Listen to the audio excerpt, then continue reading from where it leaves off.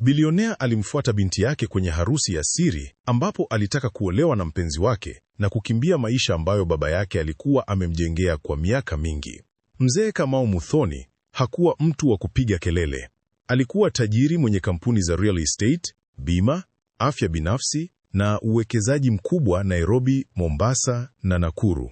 Lakini siku hiyo, mikono yake ilitetemeka aliposhika barua ndogo iliyoachwa juu ya meza ya binti yake, Zuri. Baba, usinitafute. Leo nachagua moyo wangu. Maneno hayo yalimuumiza kuliko hasara yoyote aliyowahi kupata biashara. Zuri alikuwa mtoto wake wa pekee. Mama yake, Salama, alifariki akiwa mdogo na Kamau alimlea kwa upendo mkali, ule upendo unaofanana na ukuta. Dereva wake, Juma, alimuuliza, "Mzee, twende wapi?" Kamau akajibu kwa sauti ya chini, "Twende mahali ambako mtoto wangu anaenda kupoteza maisha yake bila kujua." Hakujua kama angezuia harusi, hakujua kama Zuri angemchukia milele, lakini alijua kitu kimoja. Mvulana huyo, Baraka, hakuwa kama alivyoonekana. Zuri hakutaka harusi kubwa.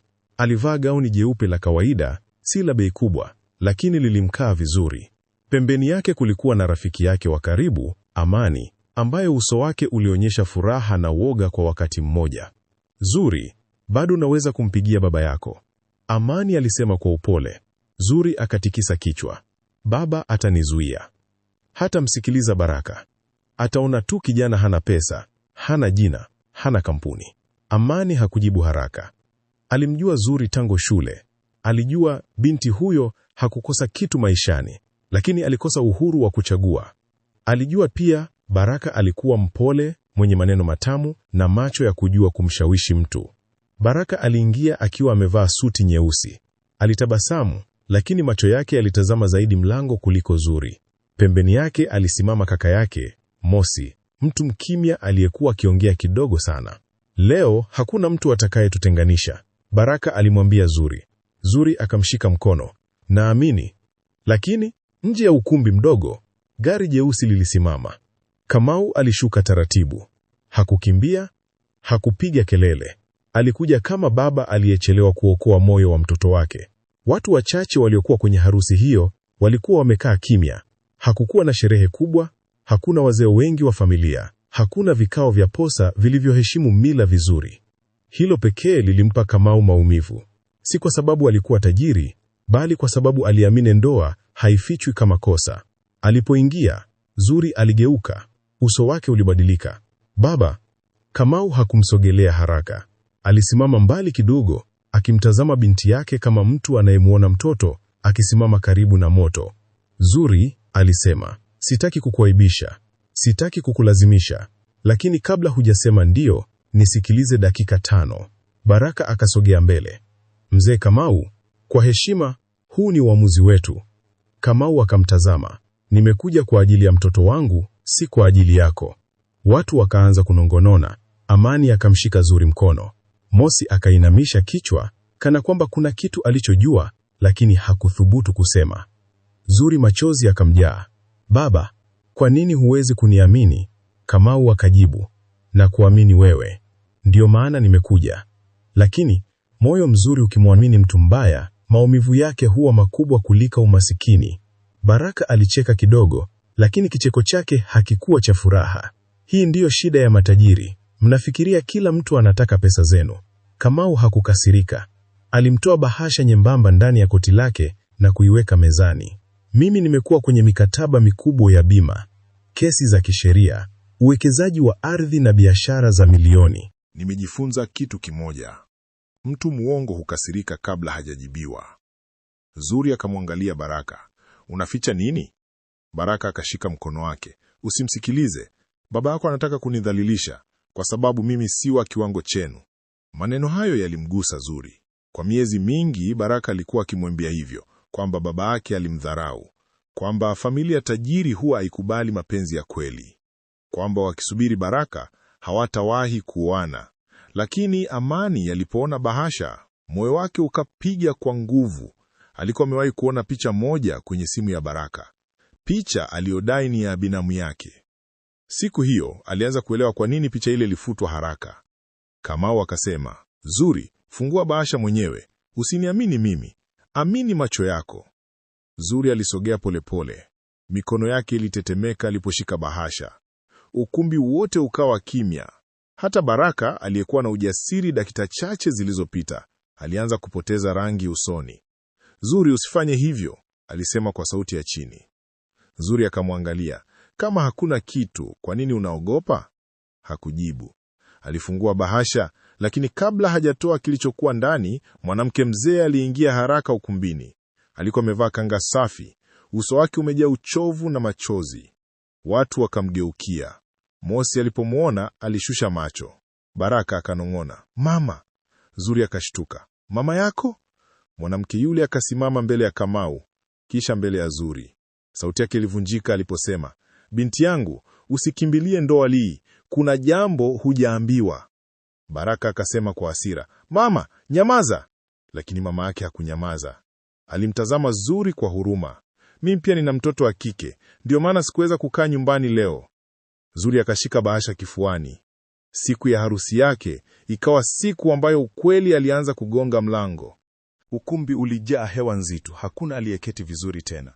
Zuri alihisi moyo wake ukigonga kifua chake kwa nguvu.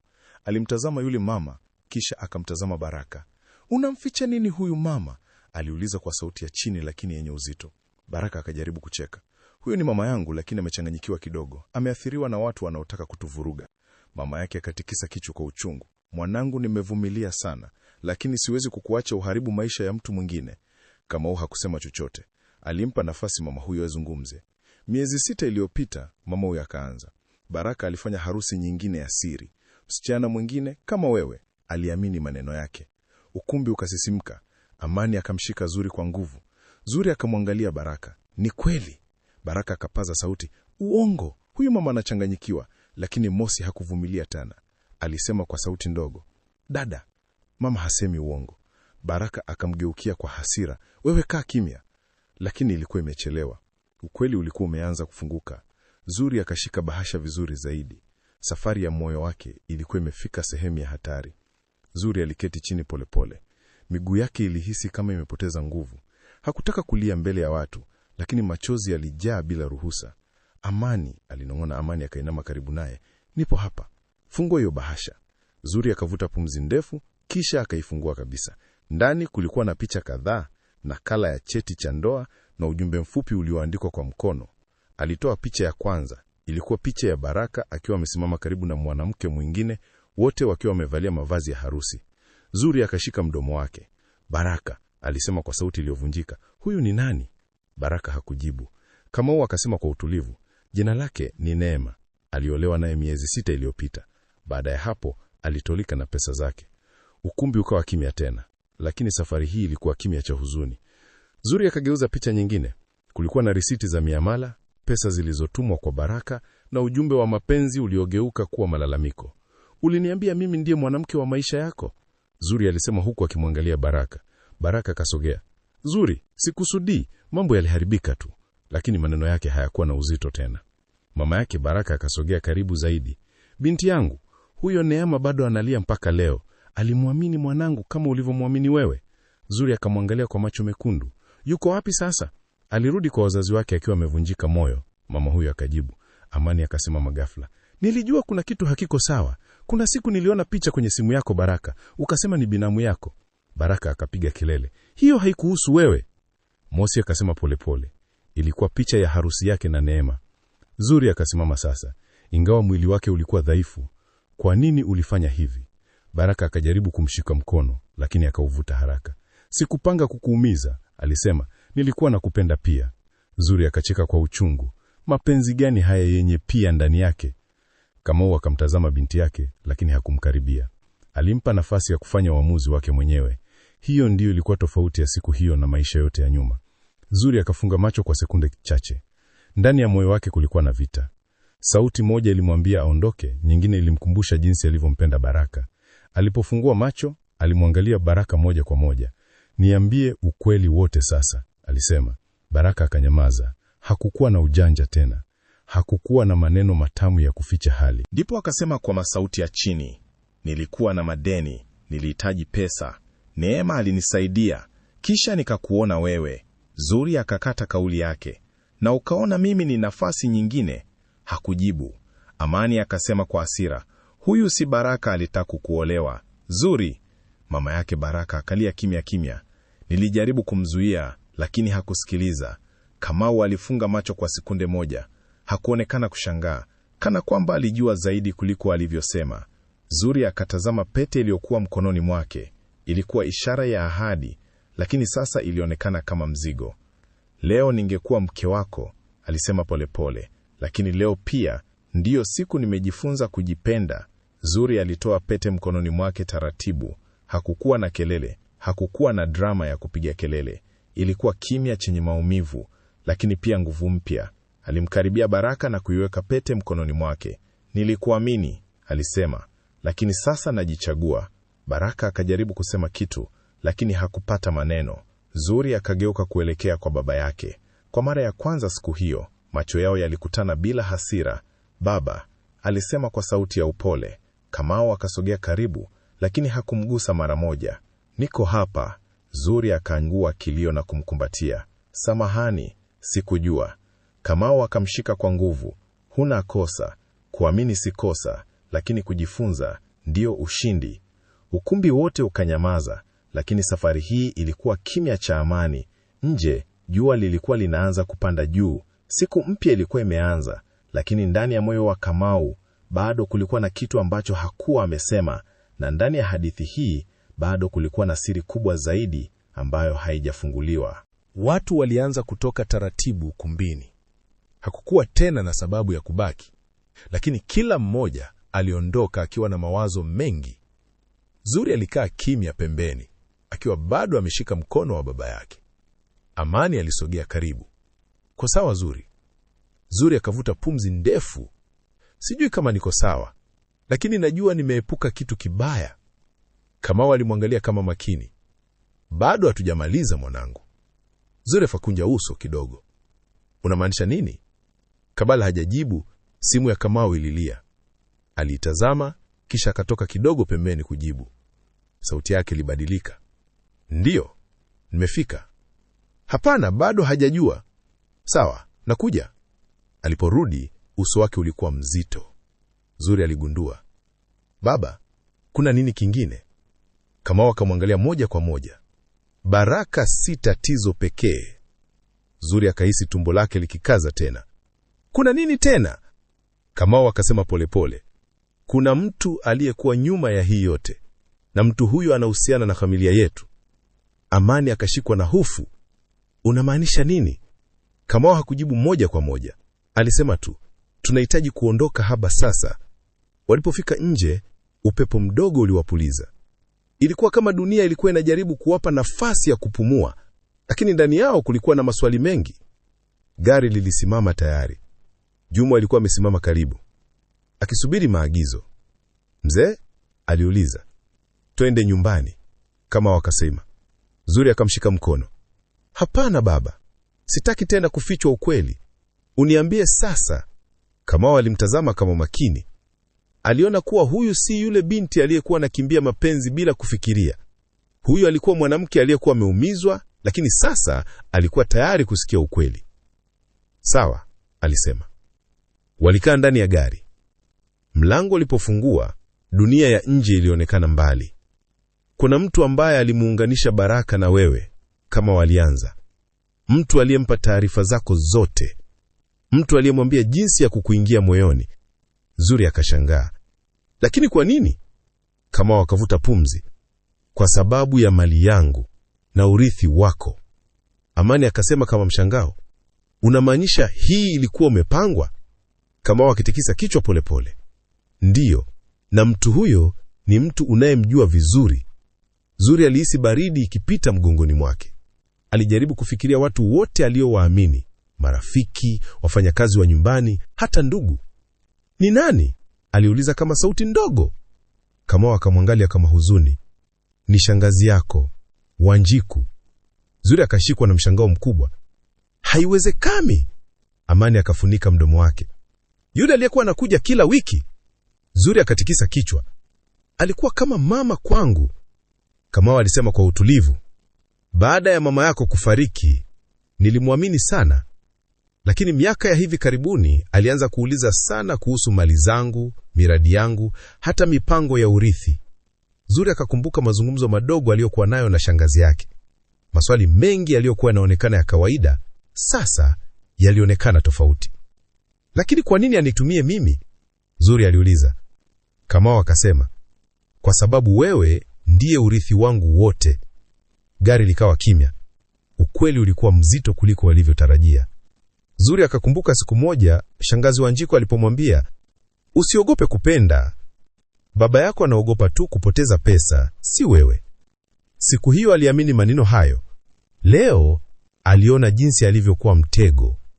Mimi nilikuwa nikimsimulia kila kitu, Zuri alisema kama uchungu.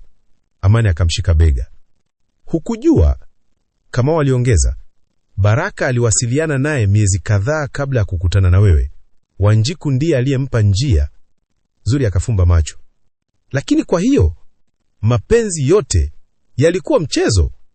Kamau hakujibu haraka. Si kila kitu kilikuwa cha uongo, lakini msingi wake haukuwa wa kweli.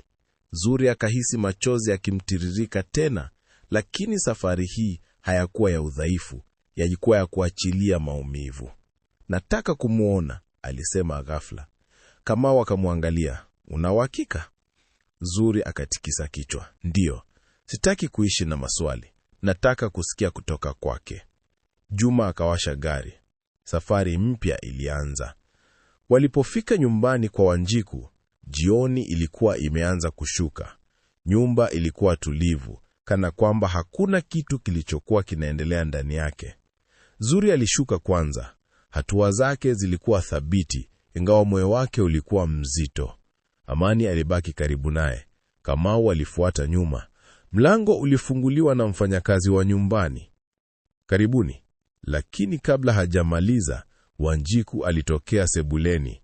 Aliposimama na kumwona Zuri, uso wake ulibadilika kwa sekunde moja, kisha akarudisha tabasamu la kawaida. Zuri, mwanangu, mbona Usiniite mwanangu, Zuri akakata kauli yake. Ukumbi ukawa kimya. Kamau alisimama pembeni akimpa Zuri nafasi. Zuri akasema kwa sauti tulivu lakini kali, niambie ukweli, kwa nini ulifanya hivi? Wanjiku alitabasamu kidogo, lakini macho yake hayakuwa na joto. Unafikiria nini hasa, Zuri? Zuri akatoa picha kutoka kwenye bahasha na kuiweka mezani. Najua kila kitu sasa. Wanjiku aliitazama picha hiyo, kisha akainua macho polepole.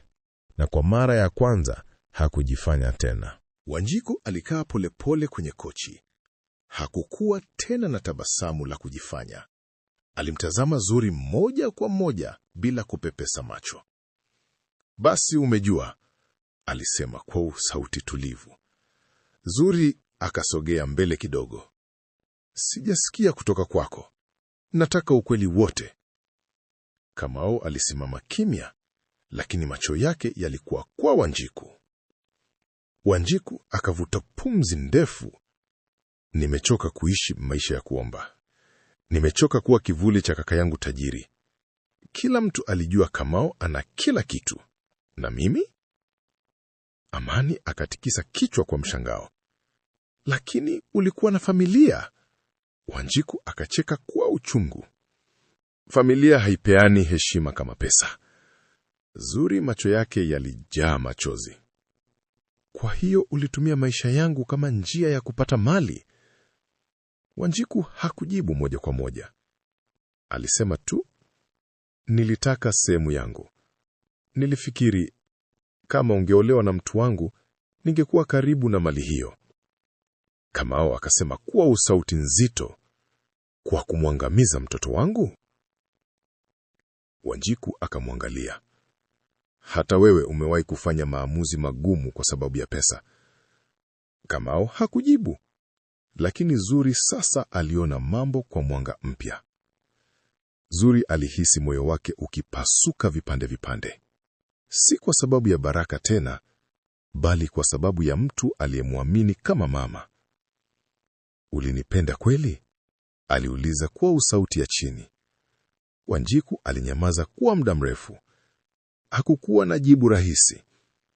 Nilikujali, alisema hatimaye, lakini tamaa ilinipofusha. Amani akasema kwa uchungu, hiyo si kujali. Zuri akatikiza kichwa. Ulinifundisha kuamini, kisha ukageuza imani hiyo kuwa silaha. Kamau akasogea mbele kidogo sasa. Hii imefika mwisho, Wanjiku. Wanjiku akasimama ghafla. Mwisho? Unafikiri unaweza kunifunga tu nje ya maisha yenu? Kamau akasema kwa utulivu. Sio kufunga nje, ni kulinda kilichobaki. Zuri akavuta pumzi ndefu. Alijua huu ndio wakati wa kufanya uamuzi mgumu zaidi kuliko hata kuacha harusi. Sitaki pesa zako, alisema kwa Wanjiku. Sitaki chochote chako, lakini sitaki pia uwe sehemu ya maisha yangu tena. Maneno hayo yalikuwa mazito, lakini yalikuwa ya kweli. Ukumbi ukawa kimya tena. Wanjiku alimtazama Zuri kwa muda mrefu, kana kwamba anajaribu kuona kama kweli binti huyo ameweza kusema maneno hayo. Unafikiri utaweza kusahau? Aliuliza. Zuri akajibu kwa utulivu. Sitaki kusahau. Nataka kujifunza. Amani alitabasamu kidogo. Aliona nguvu mpya ndani ya rafiki yake. Kamau alisema, kesho nitaanza taratibu za kisheria. Hii haitabaki tu maneno. Wanjiku akacheka kidogo. Sawa Kamau, fanya unachotaka. Lakini ndani yake kulikuwa na hofu. Ilionekana kwa macho yake, hata kama alijaribu kuificha. Zuri akageuka kuondoka, lakini kabla hajafika mlangoni, Wanjiku alisema, Baraka hakukuwa peke yake. Zuri akasimama. Unamaanisha nini? Aliuliza. Wanjiku akatabasamu kwa uchungu. Nilikuwa na watu wengi waliokuwa tayari kufanya chochote kwa pesa. Kamau akakunja uso. Unataka kusema kuna wengine? Wanjiku hakujibu moja kwa moja. Alisema tu, ulimwengu wa pesa hauna huruma. Zuri alitoka nje, lakini moyo wake ulikuwa umeanza kugundua kuwa hadithi hii bado haijaisha. Usiku ulipoingia, Zuri hakulala. Alikaa dirishani, akiangalia nje, akifikiria kila kitu kilichotokea kwa siku moja. Amani alikuwa amelala kitandani karibu, lakini alikuwa akimwangalia mara kwa mara. Unafikiria nini? Aliuliza polepole. Zuri akasema, ninajaribu kuelewa kama bado ninaweza kumwamini mtu tena. Amani akainuka na kuketi karibu naye. Utaweza, lakini si kwa haraka. Zuri akatikisa kichwa. Nilikuwa karibu kuolewa na mtu nisiyemjua, kwa sababu ya mtu niliyemwamini kama mama. Amani akamshika mkono. Lakini uliokoka kabla haijachelewa. Kamau aliingia taratibu chumbani. Samahani, KWA kuingia. Zuri akamgeukia. Baba. Kamau akaketi mbele yao. Kuna jambo lingine nilikuwa nafuatilia kabla ya leo. Zuri akahisi moyo wake ukiruka tena. Nini? Kamau akasema, Baraka na watu wake walikuwa wanapanga kitu kikubwa zaidi, si harusi tu. Chumba kikawa kimya kabisa. Hata Amani alihisi hofu. Unamaanisha nini? Zuri aliuliza. Kamau akasema KWA sauti ya chini. Walikuwa wanataka kukufanya usaini baadhi ya nyaraka baada ya ndoa. Zuri akashikwa na mshangao. Nyaraka gani? Uhamishi wa mali, uwekezaji, hata sehemu ya kampuni, Kamau alijibu. Amani akasema, hii ilikuwa imepangwa kabisa. Kamau akatikisa kichwa. Ndio maana nilikuwa nafuatilia Baraka tangu mwanzo, lakini sikuwa na ushahidi wa kutosha mpaka leo. Zuri akashika kichwa chake. Ningekuwa nimepoteza kila kitu. Kamau akamwangalia kwa upole. Lakini hukupoteza, na hilo ndilo muhimu. Zuri akavuta pumzi ndefu. Baba, nataka kujifunza biashara zako. Nataka kuelewa kila kitu. Kamau alitabasamu kidogo kwa mara ya kwanza. Huo ndio uamuzi bora uliowahi kufanya. Lakini kabla hajamaliza kusema, Simu yake ililia tena. Alipoipokea, uso wake ulibadilika. Nini? Sasa hivi? Sawa, tunakuja. Alikata simu polepole. Zuri akamuuliza, kuna nini tena?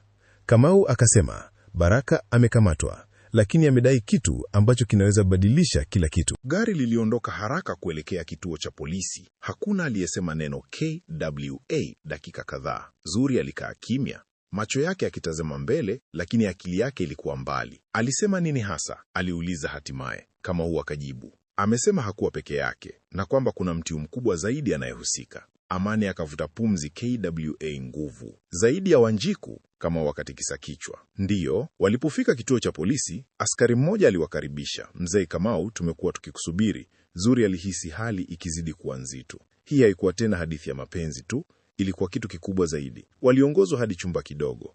Baraka alikuwa amekaa pale, uso wake umechoka. Macho yake hayakuwa na kiburi tena. Alipowaona alinyanyua kichwa. Zuri, alisema kwa sauti ya chini. Zuri hakusogea karibu sana. Unataka kusema nini? Baraka akatazama Kamau, kisha akarudi kwa Zuri. Nimekosea, lakini kuna kitu hujui. Kamau akasema kwa sauti kali kidogo. Sema sasa. Baraka akavuta pumzi. Kuna mtu aliyenilipa, si Wanjiku pekee. Zuri alihisi mwili wake ukitetemeka kidogo. Ni nani huyo? Baraka alisita. Ilionekana kama alikuwa anapima kama aseme au anyamaze. Ukiniambia ukweli inaweza kukusaidia, Kamau alisema kwa utulivu. Baraka akafumba macho kwa sekundi chache. Ni mshirika wako wa zamani, Bwana Otieno. Kamau akashikwa na mshangao. Haiwezekani. Amani akamuuliza, ni nani huyo? Kamau akasema, tulikuwa washirika kwenye biashara ya uwekezaji miaka iliyopita. Tuligombana baada ya kugundua alikuwa anafanya mambo ya kificho. Baraka akaongeza, aliniambia kuwa akipata njia ya kukuangusha, angeweza kuchukua baadhi ya mali zako kupitia mikataba ya siri. Zuri akatikisa kichwa. Kwa kutumia ndoa yangu? Baraka akasema kwa aibu. Ndiyo. Chumba kikawa kimya tena. Ukweli ulikuwa mzito kuliko alivyotarajia. Kamau akafunga macho kwa muda. Nilijua atajaribu kurudi, lakini sikujua angefika hapa.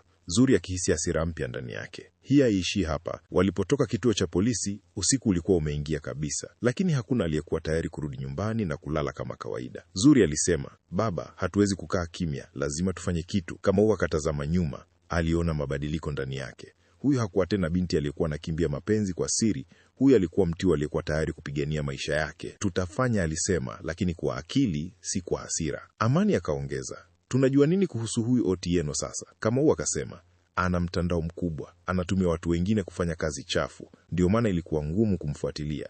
Zuri akasema kwa uthabiti, basi tunaanza na wale watu. Kamau alitabasamu kidogo. Unajifunza haraka.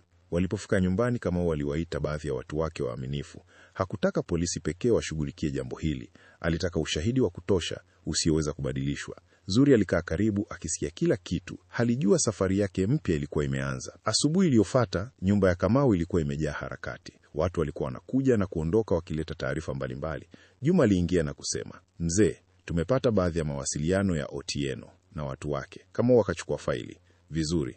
Zuri akasogea karibu. Na mimi nataka kuona. Kama wakumzuia. Hii ndiyo dunia ninayotaka uielewe. Walifungua ujumbe mmoja. Ulikuwa wazi. Harusi ifanyike haraka, baada ya hapo tutaanza hatua ya pili. Zuri akavuta pumzi. Hatua ya pili ilikuwa kunisainia.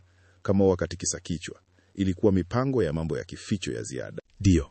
Amani akasema, lakini sasa mpango wao umevunjika. Kamau akasema kwa utulivu, watu kama hawa hawakati tamaa haraka.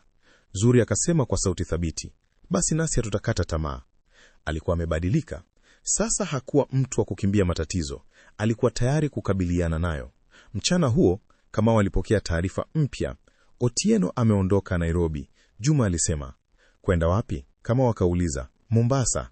Zuri akasema mara moja, tunaenda huko. Kamau akamtazama kwa makini. Hii si safari ya kawaida. Zuri akajibu, hakuna kitu cha kawaida kilichobaki kwenye maisha yangu. Amani akacheka kidogo. Niko pamoja nanyi. Kamau alifikiria kwa sekunde chache kisha akasema sawa, lakini tutafanya kwa mpango. Ndani ya saa chache walikuwa tayari kusafiri. Hii haikuwa tena safari ya mapenzi au familia. Ilikuwa safari ya ukweli, haki na kulinda kile kilichokuwa chao. Zuri alisimama nje ya nyumba kabla ya kuingia kwenye gari. Alitazama anga kwa sekunde chache. Mama, nitaifanya sawa, alinong'ona. Hakuna aliyesikia, lakini alihisi nguvu mpya ndani yake. Gari lilipoanza kusonga, safari mpya ilianza. Na mbele yao kulikuwa na ukweli mkubwa zaidi uliokuwa unasubiri kufunuliwa. Safari ya kuelekea Mombasa ilikuwa NDF lakini hakuna aliyelalamika. Ndani ya gari kulikuwa na ukimya wa watu wanaofikiria hatua inayofuata. Zuri alikuwa amekaa karibu na dirisha, akiangalia mandhari ikibadilika pole pole. Kamau alivunja ukimya. Otieno si mtu wa kukamatwa kirahisi. Atakuwa amejificha vizuri. Zuri akasema kwa utulivu. Hata kama amejificha, hatuwezi kuacha. Amani akatikisa kichwa. Lakini lazima tuwe makini. Watu kama hawa wanaweza kufanya chochote. Walipofika Mombasa jioni, walipokelewa na mmoja wa watu wa Kamau aliyekuwa amekuwa akifuatilia Otieno kwa siri. Yuko kwenye hoteli ndogo karibu na bahari, alisema. Anakutana na watu usiku. Kamau akasema, hatutaenda moja kwa moja, tutamchunguza kwanza. Zuri akamwangalia baba yake. Nataka kuwa sehemu ya kila hatua. Kamau akatabasamu kidogo. Na utakuwa. Usiku ulipoingia, walikaa kwenye chumba cha hoteli wakipanga. Hakukuwa tena na hofu ndani ya Zuri. Kulikuwa na uamuzi. Usiku wa manane waliondoka kwa tahadhari. Walifika karibu na hoteli aliyokuwa Otieno. Mwanga wa nje ulikuwa mdogo, lakini waliona watu wachache wakiingia na kutoka. Juma alinong'ona, yule pale, huyo ndiye Otieno. Zuri akamtazama. Alikuwa mtu wa kawaida kwa macho ya nje, lakini ndani yake kulikuwa na mipango iliyokuwa imeharibu maisha ya watu. Kamau akasema polepole, tusifanye haraka. Walikaa mbali kidogo, wakisikiliza kupitia kifaa walichopewa na mtu wao wa ndani. Ndani ya hoteli, sauti ilisikika. Mpango wa harusi umeharibika, Otieno alisema kwa hasira. Mtu mwingine akajibu, lakini bado tunaweza kupata njia nyingine. Zuri akashika mkono wa Amani kwa nguvu. Hii ilikuwa zaidi ya walivyodhani.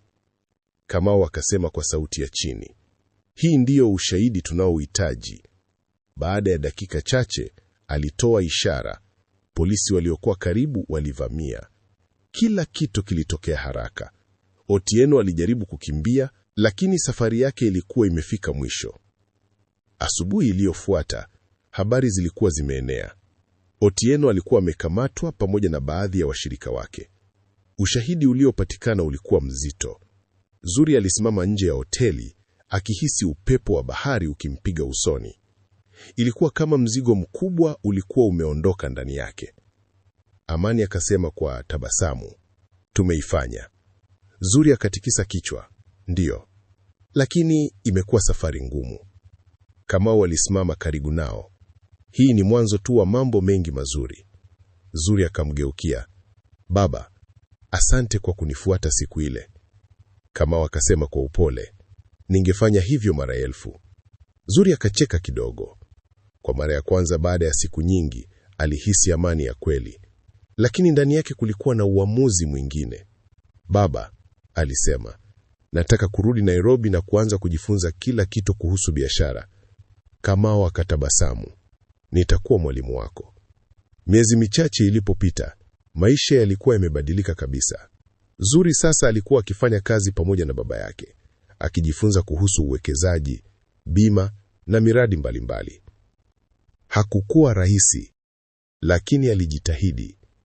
Alikosea mara kadhaa, lakini hakukimbia tena. Amani alikuwa bado karibu, akimsaidia na kumpa nguvu. Siku moja walipokuwa ofisini, Kamau alimuita. Zuri, alisema, kuna kitu nataka kukuonyesha. Alimpa faili. Ndani yake kulikuwa na mipango ya mradi mpya, mradi wa kusaidia wanawake waliopitia udanganyifu kama ule aliopitia yeye. Zuri macho yake yalijaa machozi. Hii ni kwa ajili yangu? Kamau akatikisa kichwa. Ni KWA ajili yako na wengine wengi. Zuri akasema KWA, sauti thabiti. Tutafanya huu mradi uwe mkubwa. Ndipo alipoanza kuelewa maana ya nguvu ya kweli. Si pesa, bali uwezo wa kubadilisha maisha. Siku moja jioni, Zuri alisimama nje ya jengo lao jipya la mradi. Wanawake kadhaa walikuwa wamekusanyika, wakipata msaada, ushauri na mwanzo mpya. Amani alisimama karibu naye. Umefika mbali sana. Zuri akatabasamu. Nilifikiri mwisho wa dunia ulikuwa siku ya harusi ile, kumbe ulikuwa mwanzo. Kamau alijiunga nao. Uso wake ulikuwa na furaha ya baba anayejivunia mtoto wake. Umefanya vizuri mwanangu, alisema. Zuri akamkumbatia. Ulinifundisha kusimama tena. Aliangalia mbele akiona wanawake wakicheka, wakiongea, wakianza maisha mapya. Ndani ya moyo wake alijua kuwa bado ataumizwa wakati mwingi, bado atakutana na changamoto, lakini sasa alikuwa na kitu ambacho hakuna mtu angeweza kuchukua: ujasiri wa kuchagua ukweli, ujasiri wa kujipenda, na ujasiri wa kuanza tena. Na mahali fulani mbali, kumbukumbu ya siku ile ya harusi ilibaki, sio kama maumivu, bali kama funzo. Hadithi yake haikuishia kwenye mapenzi yaliyoshindwa, iliishia kwenye maisha yaliyopatikana upya.